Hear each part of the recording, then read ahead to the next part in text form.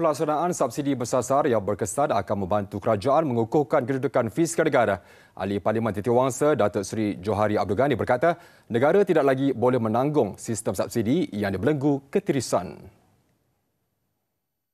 Daripada jumlah income yang kita dapat, kita hampir bercecah 22 hingga 25% subsidi.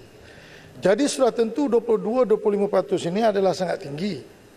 Nah, kalau dia tinggi, dia sampai kepada sasaran membantu orang, tak apa. Tetapi kalau dia tinggi kerana ada ketirisan, kebocoran kerana sistem subsidi kita ini akan menyebabkan banyak ketirisan. Datuk Seri Johari turut memberi contoh 60 juta minyak masak paket bersubsidi yang dikeluarkan. Jika terdapat 3.2 juta golongan B40 dengan setiap isi rumah menerima 5 paket sebulan, maka dianggarkan 15 juta paket minyak masak digunakan. Jadi soalnya, ke mana baki paket minyak masak yang dikeluarkan? Tapi kerajaan keluar 60 juta paket. Jadi Menteri jawab bahawa yang selebihnya perusahaan mikro pakai. Jadi kalau perusahaan mikro pakai, saya nak beritahu, dia sebut 92,000, jadi saya ingat yang Bapak Menteri faham. Mikro ni ada 1.2 juta. Kalau kita nak accommodate mikro ni, dan kita kena ada database mikro.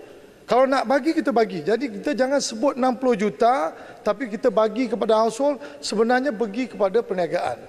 Timbalan Menteri Perdagangan Dalam Negeri dan Kawasan Hidup Fuzia Saleh semalam mendedahkan 60% dari 60 juta paket minyak masak digunakan peniaga mikro yang tidak tergolong sebagai penerima subsidi barangan itu. Mengulas kebimbangan Datuk Seri Johari itu, Menteri Ekonomi Rafizi Ramli berkata penambahbaikan akan dilakukan untuk memastikan program subsidi bersasar mencapai matlamatnya.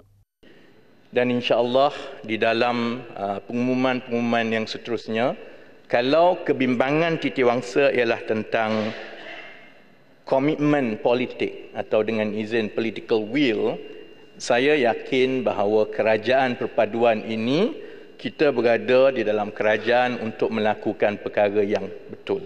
Jadi insya-Allah kita akan mengubah sepenuhnya mengenai subsidi bersasar ini